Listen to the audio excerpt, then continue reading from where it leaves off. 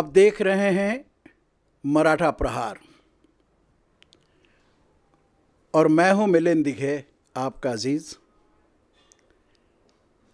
मुलाकात कार्यक्रम में आज हमारी अतिथि हैं माननीय डॉक्टर आयुषी देशमुख जी।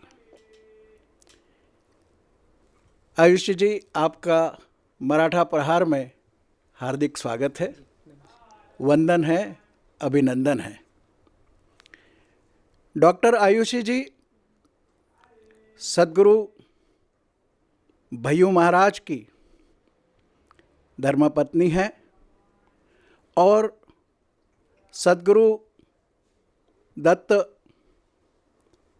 धार्मिक एवं पारमार्थिक न्यास की अध्यक्ष हैं। सूर्योदय आश्रम की आप गुरुमाई के रूप में जानी जाती हैं। आज के इस खास मुलाकात में हम जानेंगे उनसे उनके जीवन वृत्तांत के बारे में, आश्रम की गतिविधियों के बारे में। तो आइए मुलाकात करते हैं डॉक्टर आयुषी देशमुख जी से। स्वागत है जी। नमस्कार। आयुषी जी, हम शुरू करते हैं बचपन से। बचपन में ले चलते हैं आपको कुछ मधुर स्मृतियां बचपन की। आप थोड़ा हमारे दर्शकों के साथ साझा करिए, कहाँ आपका जन्म हुआ, कैसे आप बड़ी हुई, थोड़ा सा। हाँ, सबसे पहले मैं मराठा प्रहार का धन्यवाद करती हूँ कि मेरे और आपके बीच और हम मेरे सारे गुरु बंधुओं सूर्योदय परिवार के बीच आज हम मेरे वृत्तांत को रख रहे हैं और उनके समक्ष मेरी बातचीत आप उनके पास ले जा रहे हैं। उसके लिए बहुत बहुत धन्यवाद। बचपन मेरा बहुत मैं बेसिकली मुरैना से हूँ। अच्छा। मेरे दादाजी का जन्म मुरैना में हुआ। वाह। और मेरे दादा और दादी जी दोनों ही शिक्षित परिवार से थे। अच्छा। प्रिंसिपल रहे हैं अरे दोनों। वाह। दादी भी मेरी उस समय की प्रिंसिपल रही। अरे क्या बात। और पूरी फैमिली गवर्नमेंट सर्विस में रही। जी। उसके बाद मेरे पिताजी की भी सर्विस गवर्नमेंट एजुकेशन डिपार्टमेंट में ही हुई। मेरा जन्म ग्वालियर में हुआ जी। और जन्म के बाद पापा का पोस्टिंग ट्रांसफ़र, लेकिन बेसिकली हम लोग काफ़ी समय ग्वालियर रहे। जी। मुरैना आना जाना रहा। जी। और मुरैना आने जाने के बाद में फिर मेरी पढ़ाई भी ग्वालियर में हुई। फिर ग्वालियर के आसपास कभी पापा का जहाँ जॉब रहता था वहाँ हुई। और उसके बाद ग्रेजुएशन बीबीए किया मैंने ग्वालियर से। फिर मेरा एमबीए हुआ मार्केटिंग में। अरे वाह। जो इंदौर से है। अच्छा। उसके बाद मेरी पीएचडी हुई। अरे। और आज मैं गुरुजी की धर्म पत्नी हूँ और उसके साथ साथ सारे सामाजिक और आध्यात्मिक यात्रा को आगे ले जाने का प्रण मेरे द्वारा, और मैं उन कार्यों को आगे बढ़ाने का कार्य कर रही हूँ। बहुत ही अच्छे। आपने एमबीए किया, पीएचडी किया, तो पीएचडी का आपका क्या सब्जेक्ट रहा, काय पर आपने? पीएचडी जनरली मैंने मार्केटिंग मैनेजमेंट पर ही किया। एक डिजिटल मार्केटिंग सब्जेक्ट होता है मार्केटिंग मैनेजमेंट में ही, उससे संबंधित पीएचडी मेरा रहा। और उसके बाद फिर कई बार मैं कॉलेजेस में मेरे लेक्चर्स भी रहते हैं। अभी भी मैं कई कॉलेजेस में अपने कुछ छोटे छोटे लेक्चर्स जो मैं स्टूडेंट से साझा कर सकती हूँ उनको देती रहती हूँ। कॉलेज में प्रोफेसर रही, कॉलेज में पढ़ाना वगैरह मेरा रहा। शादी के बाद चूँकि ये सारी चीज़ें मेरी नहीं हो पाई, तो अभी मैं घर संभाल रही हूँ, गुरुजी के कार्यों को देख रही हूँ। जी। पूरा परिवार शिक्षा के क्षेत्र से संबंधित हैं, आप भी शिक्षा के क्षेत्र से संबंधित हैं और अभी आपने कहा कि अभी वो हो नहीं पा रहा है, पर मैं ऐसा समझता हूँ कि उसका स्वरूप बदल गया है। एक गुरुमाई के रूप में अब आप कार्य कर रही हैं, तो वैसी शिक्षा के साथ साथ धार्मिक, आध्यात्मिक, सामाजिक शिक्षा आप पूरे ये सूर्योदय परिवार के साथ साझा कर रही हैं। आपके अनुभव, आपका ज्ञान, उसके लिए आपको बहुत बहुत बधाई, धन्यवाद। क्या अभिरुचियां हैं आपकी? मेरी रुचियाँ, अगर मैं एक लड़की थी तो मेरी रुचियाँ कुछ अलग थीं। जब उनकी पत्नी थी तब रुचियाँ कुछ अलग थीं। और आज जब मैं एक गुरु माँ की पोजीशन पे हूँ तो आज की रुचियाँ बहुत अलग हैं। जी जी। तो रुचियाँ तो बदलती रही समय के बाद, और समय अनुकूल रुचियाँ रहीं, लेकिन मेरा एक मानना है कि रुचियों के हिसाब से व्यक्ति ने कभी भी सोचना समझना नहीं चाहिए, जी। क्योंकि हम जो सोचते हैं वो कभी होता नहीं है, और जो होता है वो हम कभी सोचते नहीं हैं। इसलिए रुचियाँ जो हैं वो एक किशोर अवस्था में, जब एक लड़की जब मैं अगर आज नारी शक्ति की बात करूं, क्योंकि 2 दिन बाद वुमेंस डे आ रहा है, महिला दिवस। तो एक लड़की की रुचियाँ अलग होती हैं, एक औरत की रुचियाँ अलग होती जी, हैं, जी। और एक माँ की रुचियाँ बहुत अलग होती बिल्कुल हैं। बिल्कुल। तो ऐसी कोई रुचि है नहीं, बस बच्चों को संभालना। जी। मेरे ऊपर जितनी भी जिंदगियाँ आश्रित हैं, आज 12,000 जीवन मेरे ऊपर आश्रित हैं, ओह, तो उनको संभालना, बहुत बढ़िया। ये मेरी एक रुचि है। और अपने पति के सद्मार्ग को और उनके बताए हुए कार्यों को आगे बढ़ाना, ये मेरी आज के समय में रुचि है, और आगे भी शायद अब इस रुचि में कोई परिवर्तन ना आए, बहुत अच्छी। ऐसी ही रहेगी। बहुत अच्छी। जी। महाराज जी और आपका परिचय या उनके जीवन में आपका आगमन कैसे हुआ? महाराज जी, और ये क्वेश्चन बहुत अच्छा आपने पूछा, जी। क्योंकि कई लोगों के मन में ये कंफ्यूजन है कि महाराज जी से मैं मिली या महाराज जी मुझसे मिले, सही है। या हम मिले कैसे, जी, जी। या हम कहाँ मिले, कैसे मिले। क्योंकि कई जगह जब कोई आंसर नहीं होता, लोग सवाल भी खुद ही खड़े कर लेते हैं, उनके आंसर भी खुद ही ढूंढ लेते हैं। तो महाराज जी की माता जी को मैं बहुत पसंद थी, और उसके बाद उनकी बड़ी बहनों को भी मैं बहुत पसंद थी। देन महाराज जी ने जब मुझे देखा तो उन्होंने भी मुझे पसंद किया। फिर मेरे माता पिता से जब बात हुई, उसके बाद हमारी शादी तय हुई, फिर हमारी कोर्ट मैरिज हुई, उसके बाद हमारी ऑफिशियली मैरिज हुई, जी। और हम एक सांसारिक जीवन में अपने जीवन में हंसी खुशी रह रहे थे, और जीवन यापन कर रहे थे। क्योंकि मेरी शादी भी हुई, और महाराज जी का जो आध्यात्मिक सामाजिक कार्य था उसमें भी कई बार वो मुझे साथ रखते थे। तो हम हर एक दूसरे का बोलते ना कि पत्नी आधा अंग होती है पति का, तो उसके अनुरूप ही मैं अपने पति का साथ दे रही थी। और आज भी मैं ये मानती नहीं हूँ कि वो सिर्फ एक सूक्ष्म रूप से मेरे साथ हैं और जीवन भर रहेंगे, शरीर से साथ नहीं है तो क्या हुआ। जी, जी। क्योंकि उनका अंश मेरे पास है, उनकी बेटी मेरे साथ है, जी। और आज उनके होने का एहसास मुझे हमेशा बना रहता है। बिल्कुल। महाराज जी के साथ आपका काफ़ी जुड़ाव भी रहा है, लगाव भी रहा है, वर्षों का साथ भी रहा है। तो उनके साथ जो आपके अनुभव हैं, थोड़ा वो हमारे दर्शकों के बीच रखें। उनके साथ तो उनका बोलते ना कि जब मैं आपको एक बात सुनाती हूँ कि जब गुरु बंधु आते थे महाराष्ट्र से, या इंदौर के ही काफ़ी लोग आते थे, तो बोलते थे कि गुरुजी के साथ बिताया हुआ घंटे भर अगर गुरुजी हमें वेट कराते थे तो हमें ये लगता था कि हम गुरुजी को देखते ही रहें, उनके सामने से हटे नहीं। बड़ा सुदर्शन। और गुरुजी का बोलते थे कि हम एक एक घंटे क्या, एक एक दिन क्या, 7-7 दिन उनका इंतज़ार करने के लिए तैयार हैं। तो आप मेरी मनस्थिति इस चीज़ से लगा सकते हैं कि जब दूसरे लोग गुरुजी को 7-7 दिन देखने में, 7-7 दिन उनका प्रतीक्षा करने में लगा देते होंगे, तो मेरे लिए तो वो 7 सेकंड भी अगर मुझसे दूर हो जाते, या मुझसे 7 सेकंड भी वो कहीं बाहर चले जाते, तो मेरे ऊपर क्या बीतती होगी। और हमारे जो अनुभव हैं, जैसे हम बाहर जाते तो उनका क्रिकेट खेलना, उनका नदियों पे जाना, उनको कविताएं बोलने का बहुत शौक़ था, शेरो शायरी का बहुत शौक़ था, तो वो अनुभव मैं कभी नहीं भूल सकती। होली खेलने का बहुत शौक़ था उनको। तो ऐसी काफ़ी सारी चीज़ें थीं जो आज भी बस जीवन में अधूरी हैं, और वो कभी पूरी हो नहीं पाएंगी। ये मधुर स्मृतियों को मतलब कुछ हम दर्शकों के साथ साझा कर सकते हो, तो कुछ चित्र या कुछ ऐसा हो तो आप हमें बताने बिल्कुल करें तो जी, मैं आपको बिल्कुल आने वाले समय में, हाँ, मैं आपको बिल्कुल ज़रूर कुछ स्मृतियाँ ऐसी हैं जो मैं आपको दूंगी उनकी।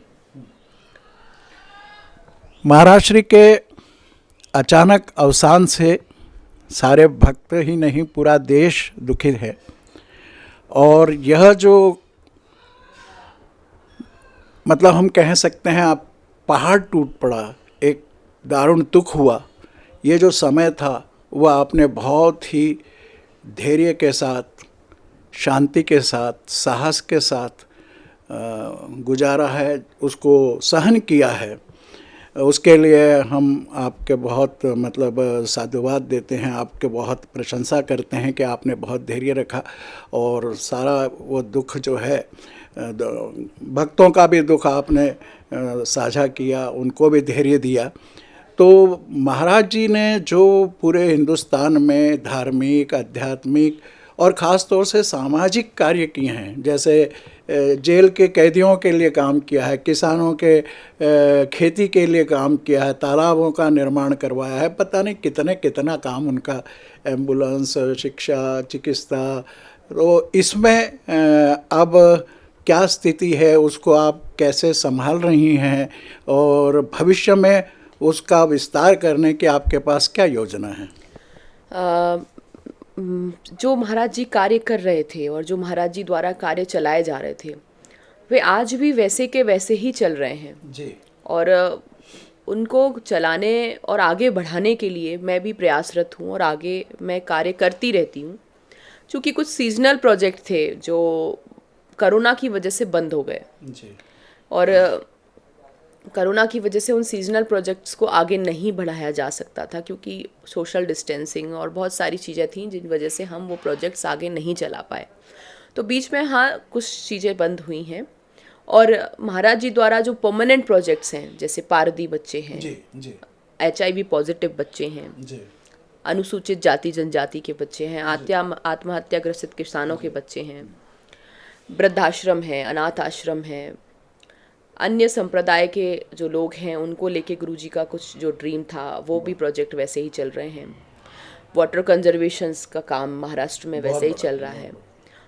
तो वे कार्य अभी भी वैसे ही चल रहे हैं और मेरी आने वाले समय में पूरे मध्य प्रदेश में, महाराष्ट्र में, गुजरात में एवं अपितु सारे हिंदुस्तान में उन कार्यों को मैं कैसे आगे बढ़ा सकती हूँ, कैसे आगे ले जा सकती हूँ, इस पर मेरी रुचि है और मैं आगे इन कार्यों को और अच्छे से करूँगी। गुरुजी के सद्मार्ग पर मैं चल रही हूँ और वही मैं चलती रहूँगी। उनके सारे कार्यों को जैसा वे बता के गए हैं या जैसा वे करते थे उस को मैं वैसे ही के वैसे करूँगी। उनके कुछ ड्रीम प्रोजेक्ट्स थे जो उनका आत्मीय लगाव था, जैसे HIV पॉजिटिव बच्चे, उनका एक ड्रीम प्रोजेक्ट था कि इन बच्चों को, क्योंकि वो बच्चे अनाथ रहते हैं, उनकी इम्यूनिटी बहुत वीक होती है, तो उन बच्चों को लेके उनका काफ़ी मन था। पारदी बच्चे, अभी भी मैं नेशनल स्किल डेवलपमेंट का एक प्रोग्राम चला रही हूँ जिसमें 3 बैचेस पास हो चुके हैं और उन बैचेस में पारदियों के कम से कम 40-40 बच्चे एक बैच में निकल के स्वरोजगार उनको हमने प्रदान कराया और वह स्वरोजगार बच्चों ने खुद ही उनको स्किल डेवलपमेंट जो गवर्नमेंट कराती है वो हमने हमारे स्कूल्स में कराया। नर्सिंग, कुछ बच्चियां हैं जिनको नर्सिंग में रुचि थी, उनको नर्सिंग के कोर्सेज करा के आज हॉस्पिटल्स में वो नर्सिंग के कार्य कर रही हैं।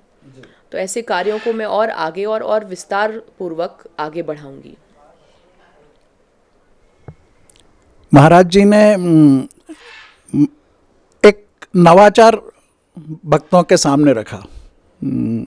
अक्सर ऐसे बुराई नहीं है किसी भी उसमें, पर किसी भी संत महात्मा का स्वागत हार फूलों से और मिठाइयों से किया जाता था। महाराज जी ने उसको बंद करा के उन पैसों का उपयोग, जैसे अभी आपने कुछ कहा कि पारधी बच्चों की, और उसमें वो लगाते थे। तो इस प्रकार के नवाचार को स्थापित करने वाले भय्यू महाराज जी के जीवन से सभी लोग प्रेरणा ले रहे हैं। तो आप उसके बारे में और क्या कहना चाहेंगे कि भक्तों ने इस प्रकार से रहना चाहिए या इस प्रकार से करना चाहिए? क्योंकि अब सारे भक्त आपको एक गुरु माई के रूप में देखते हैं, आपके प्रति उनकी श्रद्धा है, अगाध श्रद्धा है।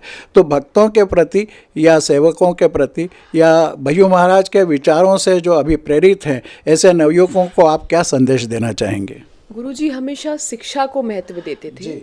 शिक्षा के प्रति बहुत उनका विचार था कि बच्चा बच्चा शिक्षित हो, देश में हर वर्ग शिक्षित हो, जी। और शिक्षा को काफ़ी महत्व और जोर दिया उन्होंने। हमेशा वो कहते थे कि मेरे लिए श्रीफल, नारियल, हार, माला नहीं लाना, अगर ला सकते हो तो 2 कॉपी और एक पेंसिल लेके आना, जिससे कि एक बच्चे को पढ़ाई में योगदान दे सकूं मैं। तो मैं भी इसी चीज़ को लेके आगे बढ़ी। कोरोना काल में जितने बच्चों ने अपने माता पिता को छोड़ा, जो बच्चे थे जो अपने माता पिता में से किसी एक को खो दिया, या उन पेरेंट्स को जिनके बोल सकते हैं कि जिनके रोजगार बंद हो गए, जिनकी रोजी रोटी आज उस हिसाब से नहीं है जो पहले हुआ करती थी, तो संस्था के माध्यम से सूर्योदय परिवार को साथ में लेकर हमने ये आह्वान किया। और मैं आज आपके माध्यम से उन सभी लोगों से, उन सूर्योदय परिवार के सभी सदस्यों से ये फिर बोलना चाहती हूँ कि उन बच्चों की फ़ीस अगर हम भर सकें, उन बच्चों के लिए हम अगर कुछ भी कर सकें, उनकी पढ़ाई में, उनकी शिक्षा में हम थोड़ा भी योगदान अगर दे सकें, तो ये हमारे लिए बहुत, और गुरुजी को हमारी सच्ची श्रद्धांजलि होगी। तो मैं भी सभी से यह बोलती रहती हूँ, और मेरे द्वारा कई जगह यह किया भी है कि किसी बच्चे को, इवन अभी पिछले कुछ दिनों पहले कॉलेज में बच्चा था जिसकी फ़ीस भरना असंभव ही थी और उसकी लास्ट डेट थी, तो वो अपनी पढ़ाई छोड़ देता अगर मैं उसकी फ़ीस नहीं भरती। और ये बहुत छोटी बात है जो मैं बता रही हूँ, ये बताने वाली बातें नहीं है, लेकिन मैं सिर्फ अपना उदाहरण इसलिए दे रही हूँ कि ताकि अगर लोग मुझे अपना इंस्पिरेशन माने या गुरुजी को अपना इंस्पिरेशन मानते हैं, तो प्लीज़ आप उन बच्चों की फ़ीस भरें जिनको शिक्षा के प्रति जिनका सपना है कुछ बनना, और हम उनका सपना अगर साकार कर सकते हैं तो ये उनसे बड़ी बात और हमसे बड़ी बात और कुछ नहीं होगी। बहुत ही सुंदर आपका विचार है, और महाराज श्री के कार्यों को आपने आत्मसात किया, उनके विचारों को आत्मसात किया है, और उसी प्रकार से आप अब भावी योजना नियोजित करने में संलग्न हैं। हमारी ढेर सारी शुभकामनाएं आपको हैं, और हम सब भी जहां मतलब आपको ऐसा लगेगा तो हम भी उसमें सहयोग के लिए एक छोटा सा सहयोग, जिसको कहते हैं मराठी में खार बोलते हैं, गिलहरी का, वैसा करने के लिए हम सब भी सहयोग प्रदान करेंगे। तो अंतिम हमारा यही रहेगा प्रश्न कि अब भविष्य में आपकी सक्रियता बढ़े, और उसके लिए आपका क्या योजना है, या कैसे आप पुनः सबको, बिखरे हुए भक्तों को संगठित करके नई नई योजनाओं पर कार्यान्वित करने के लिए अपना मार्गदर्शन देंगी? हाँ, मैं आपको एक छोटी सी कविता सुनाना चाहती हूँ जो इन सब से जुड़ी हुई है, और शायद मुझे लगता है कि ये इस सवाल का सार भी होगा और हमारी बात का भी एक सार होगा कि वह पथ क्या, पथिक सफलता क्या, जिस पथ पे विखरे शूल ना हो, नाविक की धैर्य परीक्षा क्या, यदि धाराएं प्रतिकूल ना हो। वाह, क्या बात! सच में आपने बहुत कठिन समय से निकलकर धैर्य के साथ, संयम के साथ अपने आप को संभालते हुए महाराज श्री के सभी भक्तों को धैर्य प्रदान किया है, शक्ति प्रदान की है। हमारी ढेर सारी शुभकामनाएं हैं। आप अपने लक्ष्य को प्राप्त करेंगे, और महाराज श्री के शेष कामों को आपके निर्देशन में पूर्णता प्राप्त हो। ढेरों शुभकामनाएं, अभिनंदन। धन्यवाद।